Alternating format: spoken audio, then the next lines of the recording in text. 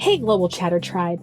Many of you know that part of my professional background is both in career development and education, which means I get a number of people, especially educators, asking how they can launch their careers abroad. If that's you, you need the International Educator, which connects English-speaking teachers with opportunities at international schools around the world. Not only do you find out about vacancies, but you get much needed information on topics as varied as free housing, tax-free salaries, and professional development. And here's the thing, all subjects and grade levels are needed at schools in Europe, the Middle East, Asia, Africa, and the Americas. So for a limited time only, TIE, as it's known for short, is offering discounts on memberships for Global Chatter listeners. So visit TIE Online, that's TIE online.com, and use the promo code Global Chatter to save on your membership today.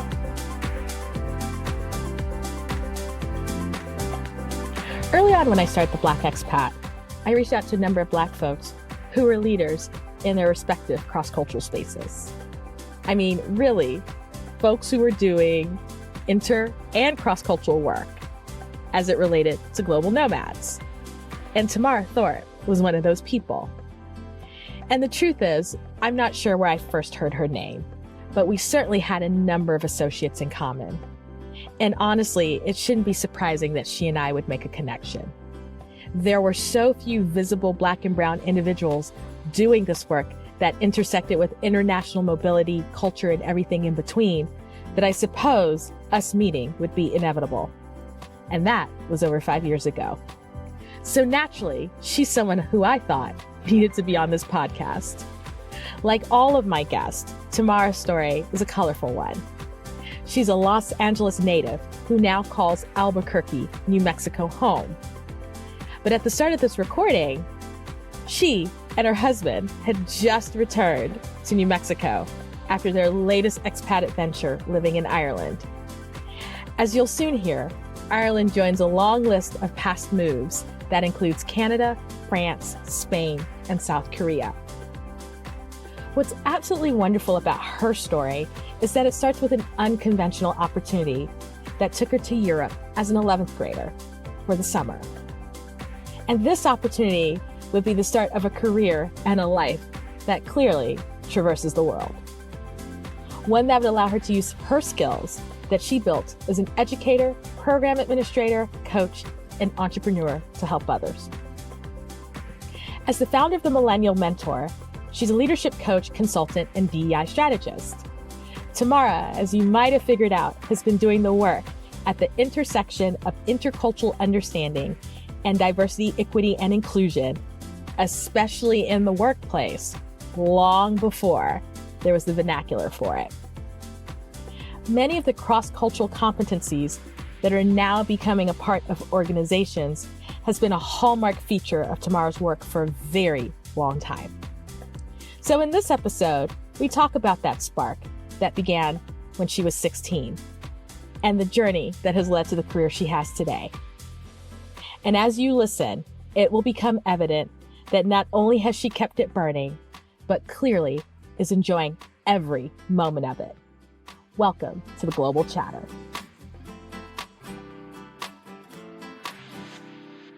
I probably start off saying that with every episode, I'm a broken record. I'm excited about the people who come on this thing, but I really am excited because this particular guest has been someone that I've been following at least 5 or 6 years, really even before, honestly, the Black Expat launched.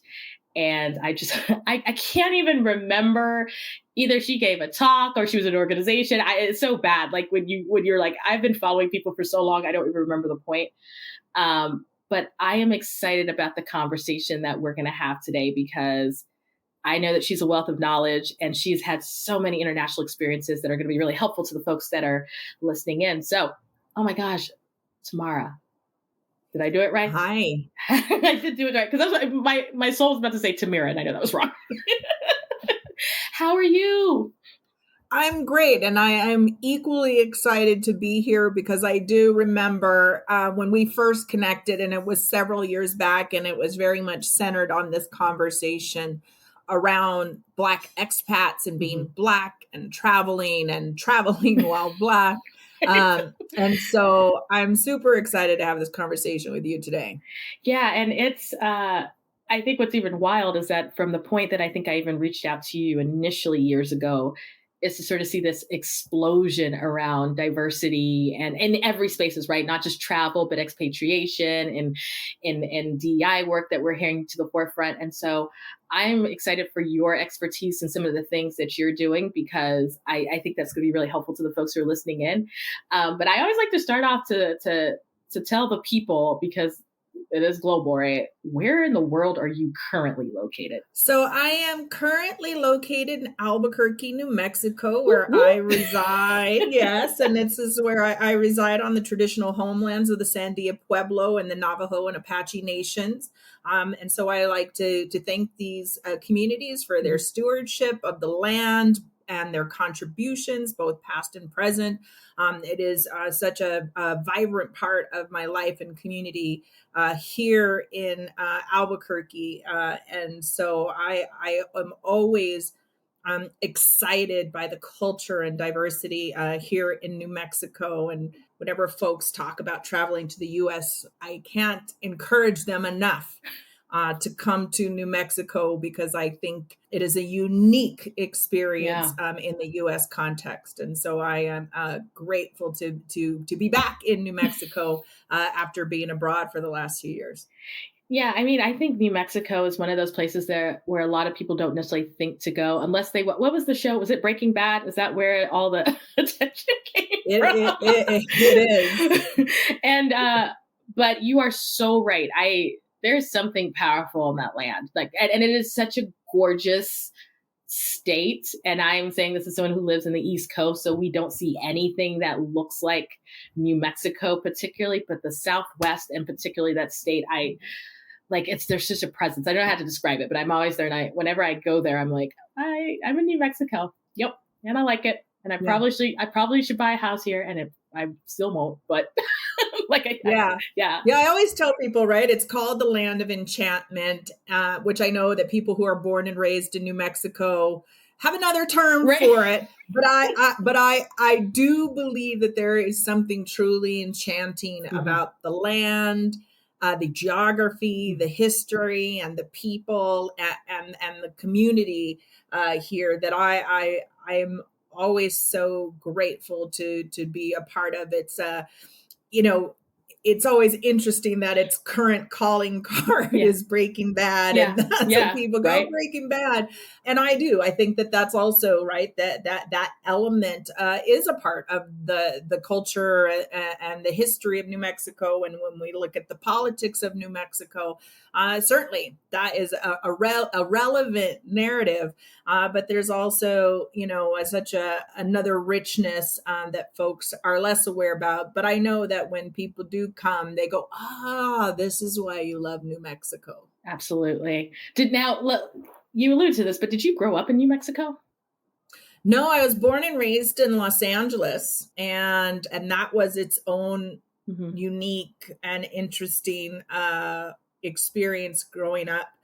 Because I grew up really close to the city center. So people go, where in Los Angeles? I'm like, no, I grew up in the actual city of Los Angeles, which was also rich in its diversity and contributed a lot to my sense of identity, for sure. And after having lots of opportunity to live and travel abroad, we relocated here to New Mexico originally in 2009. And then we've been gone, and we're now back again. But I also think that it was my experience growing up in LA and my first experience abroad. I'm not sure I know the year. It was in the 90s. I guess that's fair. That's fair. That's fair.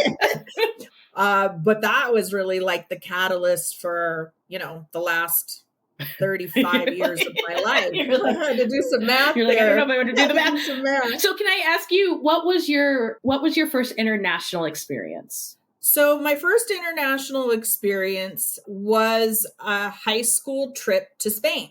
Okay. So I went to a really teeny private school in Los Angeles. a real sort of, I don't even know how you describe it. Like when most people think of LA, this school probably sort of encapsulates, right? Like we called our teachers by their first names. Like it was a real sort of adventure in like progressive California education.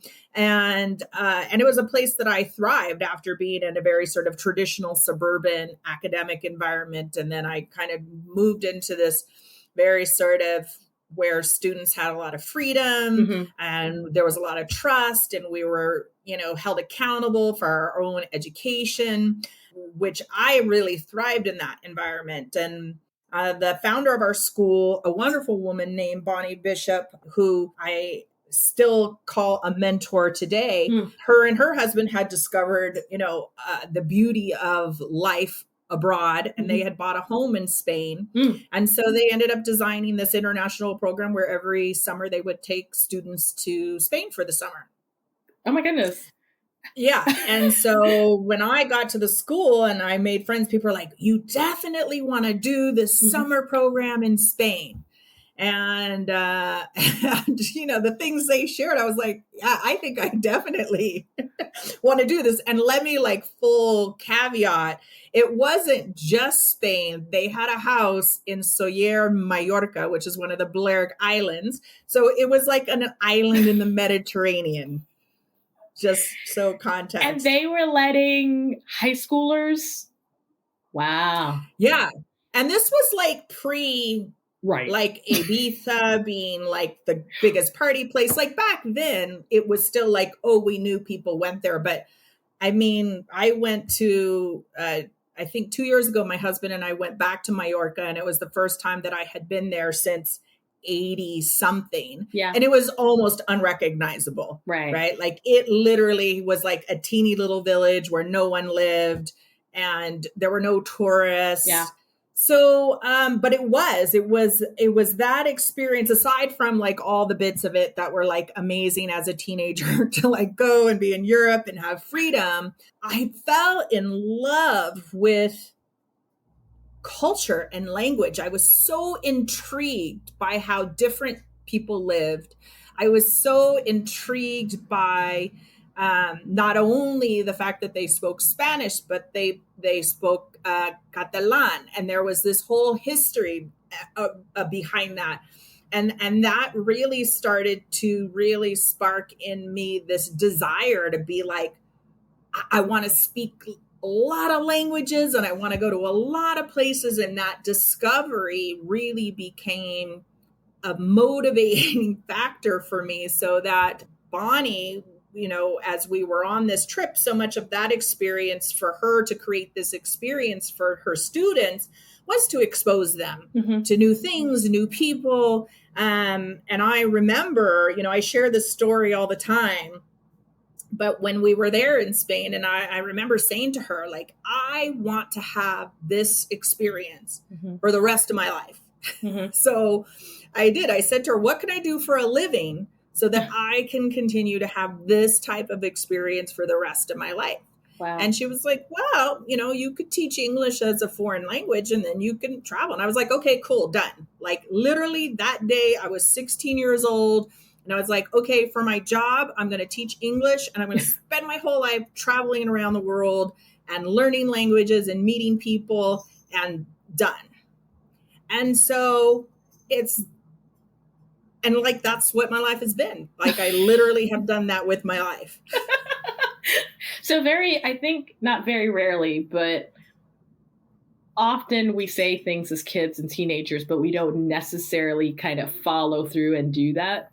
And it's fascinating to me that, and maybe it wasn't necessarily even just speaking English, but the fact that you knew that in some capacity you were going to help people, and in some capacity it was going to be international. And so clearly that this experience was a catalyst. So I'm curious then, as you got older, because obviously you went on to college, and I think at some point you studied in France, correct? I did. So it was an interesting trajectory because that was right. I was 16. So it was that summer I turned 16. So it was the summer between 11th and 12th grade.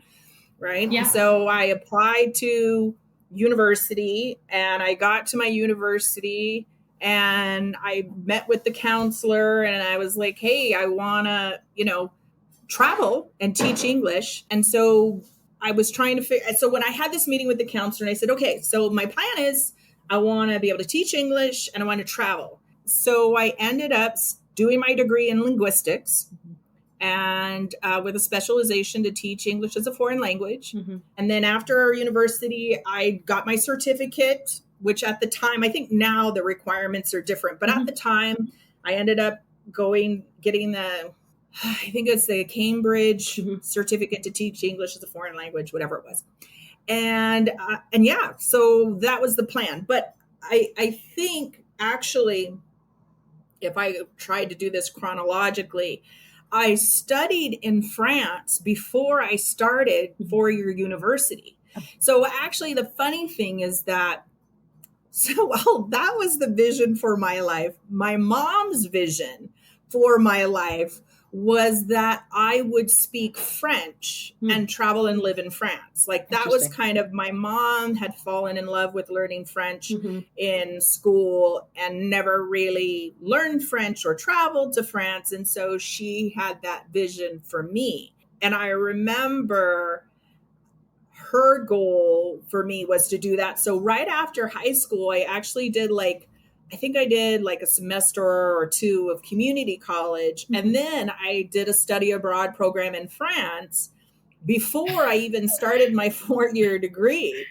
And that was, again, one of those like reaffirming experiences of like, and it was more difficult, right? Like it was a much more difficult experience than my first experience, right? I was gone longer. I was going to school.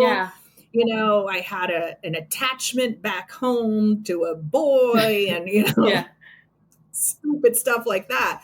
But it really reaffirmed that I love learning languages. I love exploring like the norms of another culture. I loved the challenge of figuring that out. I loved the pressure of having to adapt and adjust. And so, like I said, that reaffirming experience. So I did. I was like, okay, let's do that four-year degree. Let's get that teaching certificate. Let's go. Let's do this. You know what I also think is really key in your story, because at this point, you're obviously a young person and you're a young woman, but like the fact that your mother was very supportive, right? So first of all, the fact that she affirmed and allowed you to spend a summer, to send their teenager to go for a summer to another country, that's a really big thing, especially, with what I do and talk at the Black Expat. I have talked to so many families, and everybody's family is different. But the idea, especially students of color, it's sort of like, oh my God, I'm sending my kid off to wherever. But then even then, being supportive of the fact that you were pursuing French before you even did the four-year degree. Because I think that so often we would think, what's the order of things? People would say, go to college. And then, and even when I had Corey Sanders on here, who is part of diversity and doing study abroad at NC State. And we were talking about this and just even the conversation she has to have with parents about sending their college kids. So the fact that your mother was like, look, you can even go beforehand, and because she recognized the value and the person and the importance of that, I don't think can be really understated. That's something that I always want parents to hear, that you can't actually understate some of the things that if you're willing to let the student go out, that they can really embrace. And so, so I guess then kind of following up with that, obviously then, so up until this point, you've lived in Spain and France. So as an adult, how did you then take what you studied in undergrad and the certifications, and how did you weave a career out of that? So, that was the interesting piece, right? Because, so one, you're 100% right. My mom did not hesitate either times. And actually, when I went to Spain, typically Bonnie only took students for 2 weeks. And my mom was like, I'm not paying all that money for her to be gone for 2 weeks. No, you keep her in Spain with you the whole summer. Thank you. Bye. We don't need her here. She can be gone for 6 weeks and we'll be just fine. Are you an only child or do you have siblings? I have an older brother. Okay, I was trying to figure out, because sometimes, if it's like the youngest Like you. No. It was that my mom, one of the things that I'm continually grateful for was that she was very good at providing us with experiences, Mm-hmm. right? And just the other day, somebody was complimenting me to my mom and saying, "Oh, well, Tamara is so adventurous." And my mom, in her, humility, was like, "Well, of course she is, because we made sure that our children were adventurous." Nice. Like, we created opportunities and experiences for them to be people who went out and did adventurous things in life. Is your mom from LA? Where's your mom from? So she grew, she kind of grew up Pittsburgh and LA. Okay. So she's I feel like East that Coast, Pittsburgh, Pittsburgh part, but I'm like, that's what I'm like. Okay, that's fair. Yeah. So yeah, I was always really grateful for that. And also, like you, I volunteer with another organization where we create international experiences for children starting at age 11. Mm-hmm. And we talk to parents, mm-hmm. send your children to this international camp and here are all the reasons why it's great. But we know, right, that the benefits to second language learning and to traveling not only increases your capacity for knowledge and learning, right? But we know that, right? We know that kids who speak more than one language are smarter, right? And they do better. Yeah, we know that. And I did my master's research on the impact of international travel on young people, because I know that it has a significant impact, because it did on my own development. So, but I started my career teaching English, and when I finished school, I did two things. I applied for the Peace Corps, and then I applied for a ton of international teaching positions. And I always like to brag because I had to do it back in the old school. Right. There was no internet. There were no emails. Right. So I ordered catalogs, right? And I wrote away for application booklets. Right? What you were describing is me applying to college, right? For the people who are listening, man, you have no idea. Yeah. So I put in the research, the effort, the work. You had to kind of do all that stuff back then. And not that doing it virtually today isn't work, but it certainly is a different level of labor. Right. And so I did. I got a job offer and accepted to the Peace Corps at the same time. And so I made the decision, right? Do I take this job and pay off my student loans? Or do I go to the Peace Corps and, get to do something really interesting and great and improve my French? And I chose to pay my student loans. And I took a job in Seoul, South Korea. And couldn't have told you where on the map it was.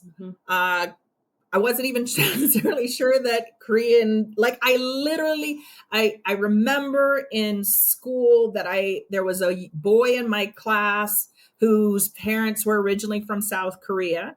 And that was the extent. I remembered Charlie, I remembered his parents, and that was literally all I knew. And so that was, for many reasons, probably, I don't know, all my experiences are so significant, but that was career shaping. It was career shaping and life shaping for a lot of reasons. One, when you teach in Asia, I don't know if it's different now, but in teaching, whether you're teaching in Japan or South Korea or Thailand, you are teaching for a lot of hours a day. Yeah.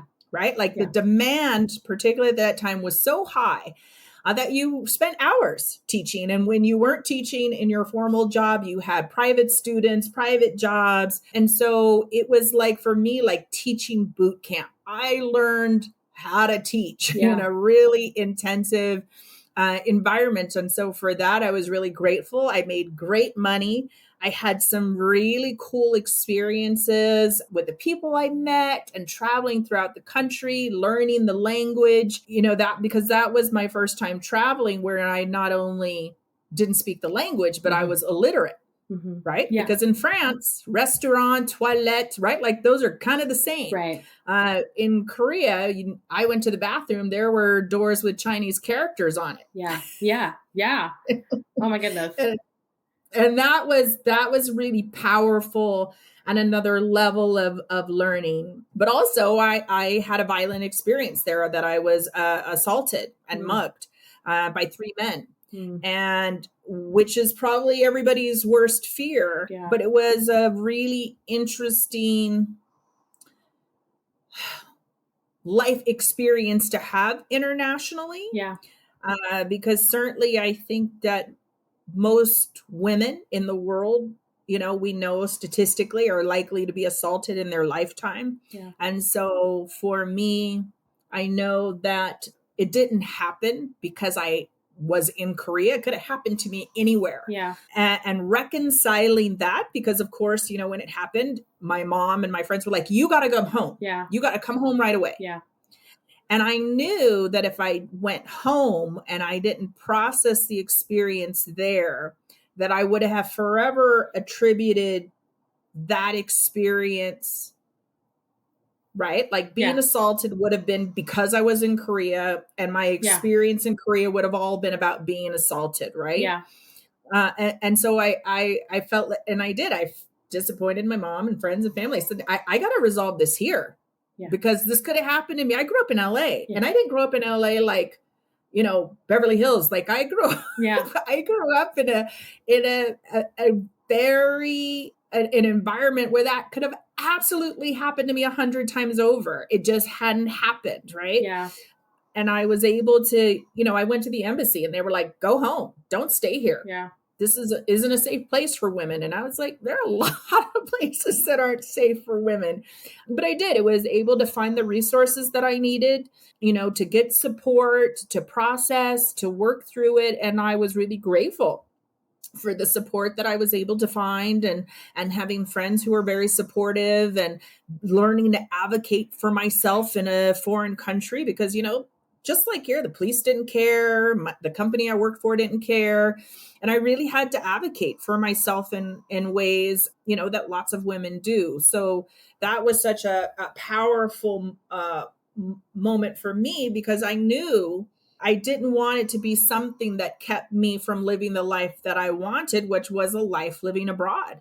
And it made me smarter. I changed how I traveled after that. I changed how I behaved and what I did, and didn't take certain things for granted anymore. Do I wish it didn't happen? Sure. Am I grateful for the lessons that it has taught me? Absolutely. And in part, it was because of that, when I came home, that I took a break from traveling. I had spent quite a bit of time abroad in those years, and started to really shape and form my career beyond teaching into a career that was outside the classroom and more culture focused, and moving into program management and facilitating and coordinating international exchanges, and moved from sort of teaching English exclusively to then coordinating English and cultural exchange programs, and being in that space. And I was in that space for a very long time, that I really enjoyed, right? Because one, I still got to travel, right? Right? I still got to travel. I still got to work with people around the world, but I got to kind of have a home base, right? And then that was sort of, how I have operated for a very long time, where I've got to have a home base, but also travel, and then build and have a very large international network of friends and colleagues that I've really enjoyed. But I then have also had opportunities to live and work abroad for extended periods of time. And I think now I calculated that I have spent over 10 years of my adult life living abroad.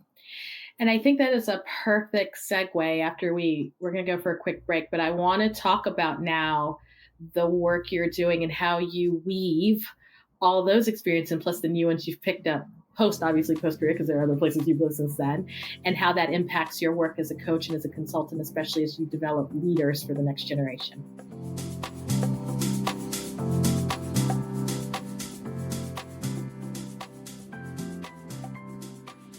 So we get asked the most random questions here at the Black Expat. Everything from who ships hair care products internationally to where can I find a solid expat tax professional? This is why we're soon launching a new resource called Buy While Abroad. It's a business directory to connect expats and travelers with the companies that deliver the products and services they need while they are abroad. So if you're a business owner and your business can cater to global nomads, especially a diverse clientele, you should visit buywhileabroad.com and share your email address. We will keep you posted when we go live and definitely tell you how you can join. All right, so we come back. I think you already alluded to this, and in two ways. One, you've had a very portable career because you've been on the move for a very long time. I guess we can say since you were about 15, 16, really at this point. And really talking about, kind of cross-cultural context and identity. And I know that as a leadership, because when I think about you, I think about leadership development. I mean, there are other things that you do, but leadership is the first thing that I think about. So let's talk about your actual career. So have you been able to sort of take your love for all things international, your love for kind of understanding cross-cultural spaces? Obviously, DEI is part of that. So for those who don't know, diversity, equity, and inclusion, sometimes belonging is added. Sometimes justice is added as well to it. So it could be JEDI, it could be DEI, it could be whatever, depending. Have you been able to really form a career that takes all these different pieces of you that you find interesting and just take it around the world? So I think part of it is being open to the opportunities that come in front of me. And that's something when I talk with folks all the time, very often we'll let opportunities pass by because we're not sure how they fit. And I'm like, take it and see what happens because it might fit and you don't know. And I know it's one of those words, but being able to pivot and not get too bogged down in like my job, right? Like I put a lot of energy into being a English teacher. Yeah. And then when there was an opportunity to move from out of the classroom into managing programs, a lot of my peers were like, no, I just teach. Yeah. And I was like, well, I don't really know how to manage this program. Yeah. But I'll give it a try because nobody else wants to do it. Right. And so, and this was when I was teaching English at San Diego State. Mm-hmm.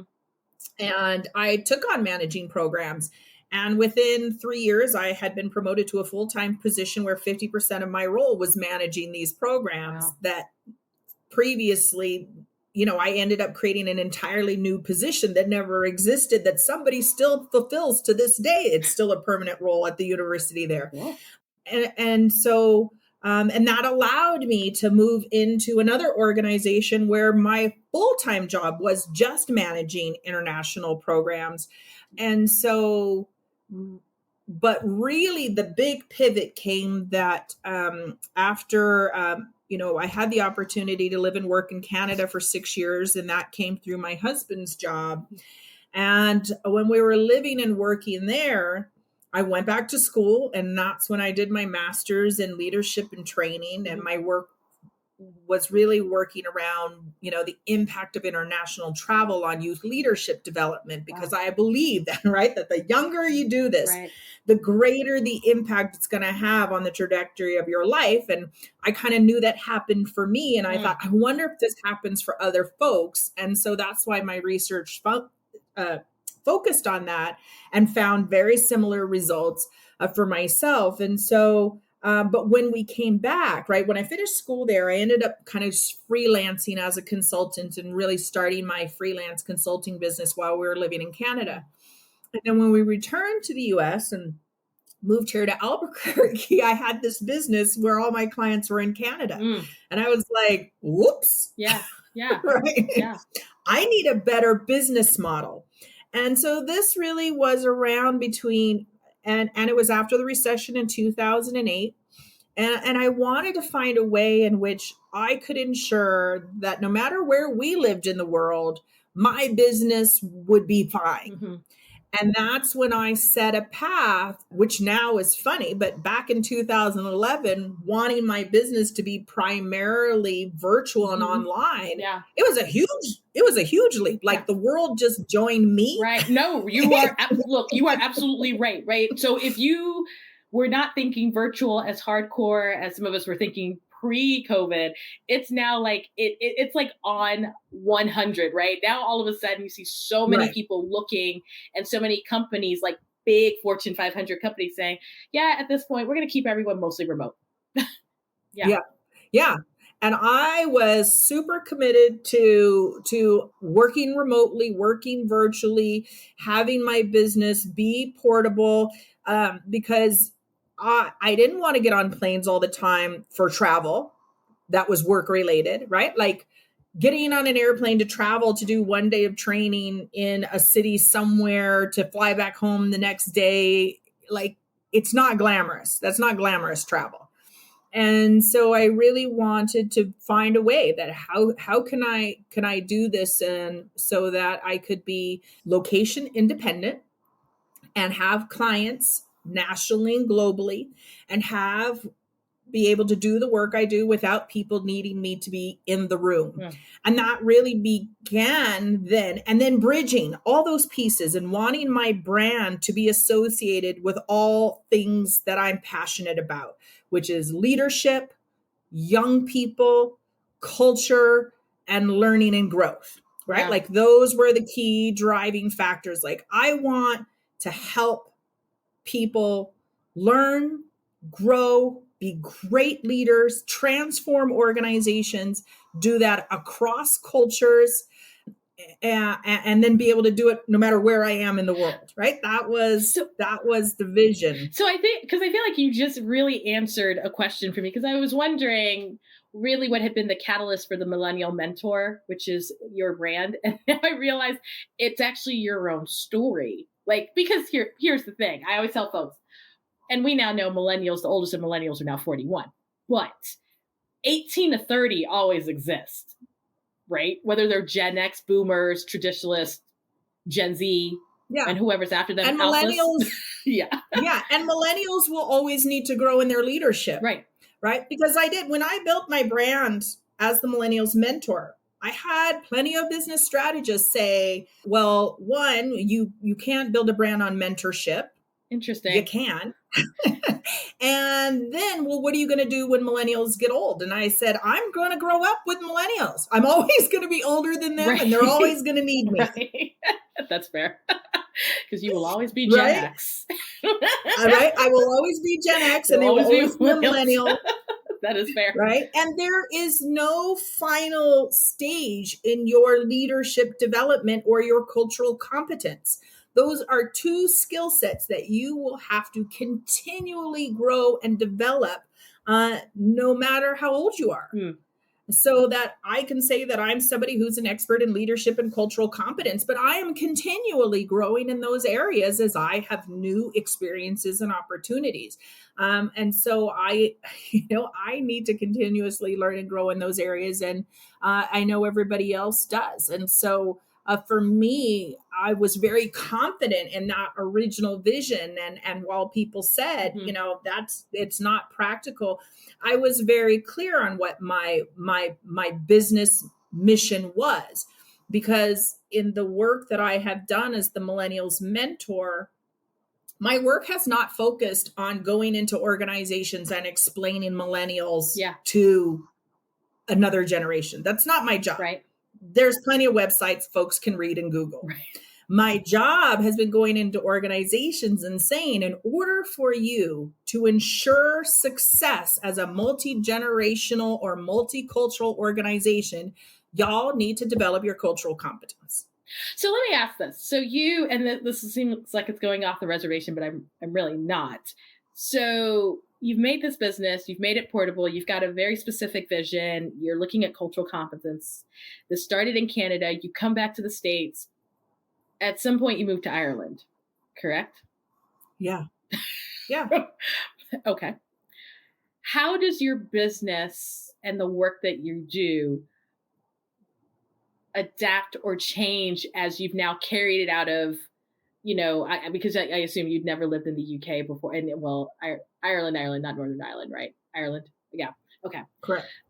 How did your work change or adapt once you then moved to Europe?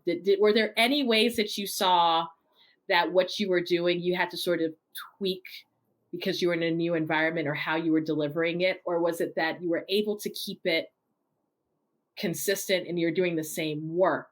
Like, I'm just kind of curious if there were changes, because you met, and this is why I asked this question, because from Canada to the States, you realized your clients were mostly in Canada. You obviously had to pivot in terms of when you got to the States. Did you have to pivot again in some way when you moved to Ireland?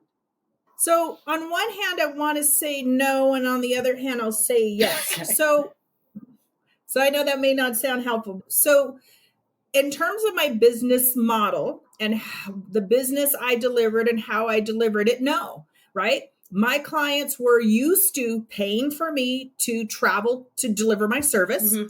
And my clients were used to doing services virtually. Mm-hmm. So I continued to coach virtually.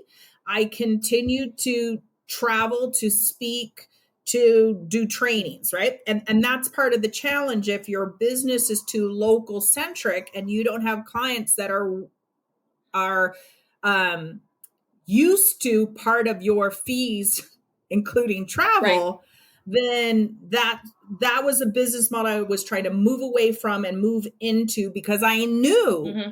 that we would likely live abroad again. Okay. Right. And so I was very intentional of, I need clients that know that part of my fees include you paying for me to get there. Right. Mm-hmm. So on that front, so my US business did not change. Okay. Right. Now, when I had to then say, well, since I'm here in Europe and I want to do more work in Europe because I'm here, that was a slight pivot. Mm-hmm. And that was a slight pivot because, one, my network wasn't local. I had a network across Europe, but I didn't have a strong base in Dublin, Ireland, where I was. So I had to think more holistically about what's my network in Europe and how do I leverage it? And then try to feel out what's the local Dublin network and how do I get into what's happening in Dublin so for my work to matter. So on that hand, the pivot as I started to kind of learn more was I had to do more in the cross-cultural space and diversity space than the leadership space, right? Mm-hmm. So that I was then able to brand a part of my leadership programs to have a greater culture and diversity focus for a European audience, right? So here's then my follow-up. So I'm fascinating. So woman of color, you've made a slight pivot, right? You're getting into the DEI space, and this is DEI before people also have to understand massive explosion post George Floyd, right? Yeah, you're nodding your head. No one can see this, but I understand. I understand, right? But this is well before that, right? So before a lot of hats were in the ring, right? What did that work look like? Like, what does that conversation look like when you're working with a European organization or just a non-North American? Did it look different? Did the conversations look different? Like, how did you approach having a cross-cultural conversation? So this is interesting because, the diversity, equity, and inclusion space includes a lot of folks, right? Yep. Whether it's in the US or internationally.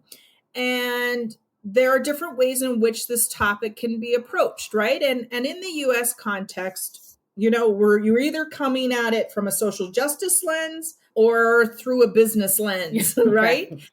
And for myself and several of my colleagues, there are people like Natasha Arulaya and Kelly McLeod-Shingen and Dr. Joel Brown and my team that I work with at Language and Culture Worldwide that we have seen for years that there is a clear intersection between approaches to diversity and inclusion and intercultural competence. And that both as separate fields of study kind of fall short, right? So that in the intercultural field, there is not even a potential for a social justice lens historically, now more so than ever. people in the intercultural field are starting to look at social inequity and social disparities and racialized communities. And that is very, very new within the intercultural space. Very, very new. And in the diversity, equity, inclusion world, there for years, this work has fallen on deaf ears because people in the business world have not wanted equity and justice didn't matter in business, right? Yeah. Particularly in the US context. So that a lot of the messaging of diversity and inclusion over the years has fallen on deaf ears because people don't care, because success is measured by the bottom line. Right. And what hasn't been actually until millennials have increased social accountability within organizations. And then we also know that it's until the murder of George Floyd that companies realized social accountability has to be how we measure our success. Yeah. And this is a new realization. So for those of us for years who have had one foot in the diversity and inclusion space and the other in the intercultural space, we have found that there are models and approaches and tools in the conversation around cultural competence that can be very effective in having conversations with folks about diversity and inclusion, right? Yeah. Because you take away the morality, you take away the white guilt and the white shame, right? Yeah. And you say to people, this is about understanding difference, right? And we can look at differences in a very simplistic way, which is about national borders and national, identities, or we can look at it in all the ways in which we experience difference. And we can look at and explore what culture looks like for every culture group. So whether that's US Black culture, LGBTQ plus culture, whether that is millennial culture, that all of these communities form a culture. And cultural competence is key. And that was something that I had been doing specifically in the multi-generational space. And so for me, I have always been in the business of educating folks on cultural competence. And that's how I educate folks around DE&I issues. And in the European space, it is slightly different because one, the cultural communities are different. Communities that are racialized and marginalized are different than what people might traditionally associate with skin color prejudice. Yeah.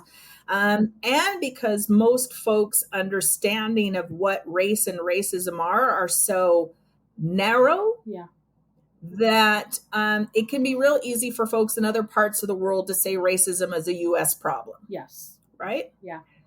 But we know that racism is a global pandemic. Yeah. And not just for people with Black skin color.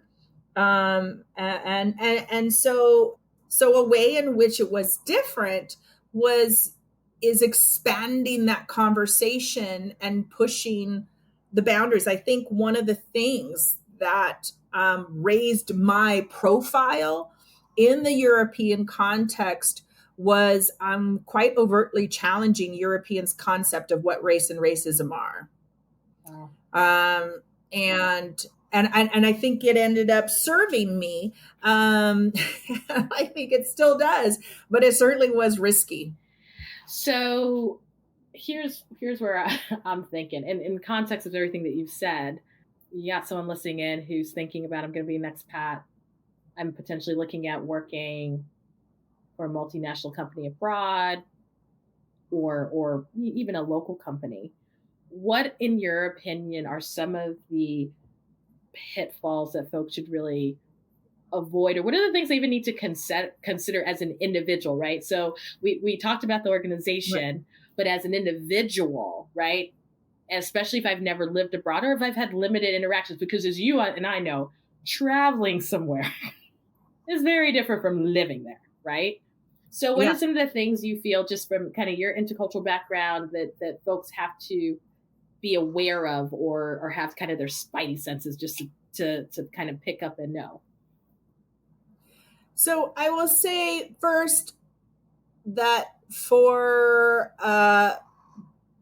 people from the BIPOC or LGBTQ plus community, right, that there can very often be this sort of idea that if I'm in another country It may be better, easier. And I will tell you, I know a lot of Black expats who will say, for sure, it has been easier. But I don't think people should go anticipating or expecting that's the case, because as I said, racism, discrimination, and oppression, and bigotry and prejudice, those are global. And they're going to happen to you anywhere. And so I think one of the things that's really important is that people have realistic expectations for what their experience is going to be like, which means that one, you may experience racism, bigotry, and prejudice in another part of the world, or you may not. You may experience violence, or you may not. Any challenges, interpersonal challenges that you have with relationships, you may experience there, or you may not. So I think for people that it's one to have really realistic expectations about what the experience could or could not be. You go with high hopes, but recognize that those may not be fulfilled. I also like to share with folks that, and then that goes for the same for the job, right? Because people sometimes think, oh, this job's going to be great, right? I got hired by Facebook in Dublin. This is going to be amazing. And then they get to Facebook in Dublin and all the same crappy things about working in an office are still crappy there. Now you just have to do it with colleagues and coworkers from other parts of the world whose communication style is different, whose approach to work is different, whose conflict resolution skills are different. And so I think it's important that people not only, one, learn the culture and history of where you're going and do that in a deep and powerful way, and never assume that a culture isn't that different, because as a person who has spent a long, quite a few years living in Canada, which people think is just the same as us, and it's not, or in Ireland where people think, oh, well, they speak English, how hard could it be? That it is the cultures, the unwritten rules, the values, they are distinctly different. And without a clear understanding of the history and culture and how it shapes and informs people's behavior, could leave you ending up, I had friends who didn't have any cultural training, didn't do any research, and they were miserable because they're like, everybody here acts in ways that are confusing or difficult for me to navigate. And so I think that is so key for people to never take for granted that where you're going, that you're going to understand that, below the surface culture. And so I think that that's a really important part, is to know it, study it, and then to look at what are some very specific things that people who study abroad experience. And one of the things that frustrates me, I suppose, is that as people, we have a very lay understanding of the term culture shock, right? So we'll hear people talk and they're like, oh, I went on vacation to Mexico and the toilets were a certain way and it was such a shock. Like, that's not culture shock, right? Like, culture shock is a real psychological phenomena that comes from the exposure to not knowing what the heck is going on, right? And so it is so important that people research what culture shock really is and identify strategies. And if your company does not provide any cultural training, then you've got to provide your own cultural training, because culture shock doesn't go away. So I lived in Canada for 6 years. I lived in Ireland for 4 years. It doesn't go away. It just comes and goes and shows up differently. So there were times when I was, doing fine. And it could take the smallest trigger to be like, oh my God, I'm disoriented. I don't know what's going on. I'm homesick. I hate this place, right? Like, you have this range of emotions. And I think people highly underestimate its impact. And I have done so much coaching in my career for students and professionals living and working abroad. And I spend a tremendous amount of time talking about, this is what culture shock is. This is how it shows up. This is how you can identify when you're experiencing culture shock. And now let's create a plan for what you will do when you're having this range of emotions, which can go from depression to anxiety to physical symptoms. And missing those cues. And so they're unable to really properly care and manage their culture shock. And I've seen so many people quit jobs, leave countries, go to another place in country because they think somehow it's going to be better, but then just duplicate the same experience in a different place. I think that what you have just said, even though we were talking about it in the context of career, is really the stuff that people need to do before they even contemplate moving somewhere. And I hope that, especially for those who are listening in and are thinking about their first move, that part, if it's like, if you heard nothing else she said today, that's the part you need to grasp, because those are the questions that you need to ask yourself. And those are the things that I think that people need to make sure that if they're going to have a good move, however good it's going to be, that you really do sort of that work ahead of time. As we wrap up, here's the deal. First of all, I feel like you're all over the social media, and we will have the links up. But where I always tell folks, where's the one spot we can find you that will be the gateway to everywhere else? Oh, that's an interesting question. So I think the best place to find and connect with me is on LinkedIn. It's one of my favorite places. And of course at tamarathorpe.com. But if you send me a LinkedIn connection, I will respond and connect and start a conversation. She does. I can vouch for that. Okay. So we'll make sure I'll put in the notes, and I'll put on our website. We will have her website, but we will also have LinkedIn, and I think there's some Facebook activity going on, and I think we can throw Twitter for good measure. And I think I followed your Instagram today, so there's that going as well. Ma'am, I am so happy that you dropped by just to at least give some, like, I'm going to say shotgun bite-sized advice, because it's been really helpful. And I really appreciate that you've come and shared your stories. And thank you so much for joining in. Thank you for having me. An absolute pleasure. Well, as always, you can find us at theblackexpat.com. And if you, I think, hit / you'll get to the podcast. You can also check us out at theglobalchatter.com and find us on social media. Thank you till next time. You just heard an episode of the Global Chatter podcast, a project by the Black Expat. It's hosted by me, Amanda Bates, and it's edited by Stephanie Fuccio. To learn more about this podcast or to learn more about the Black Expat, visit theblackexpat.com.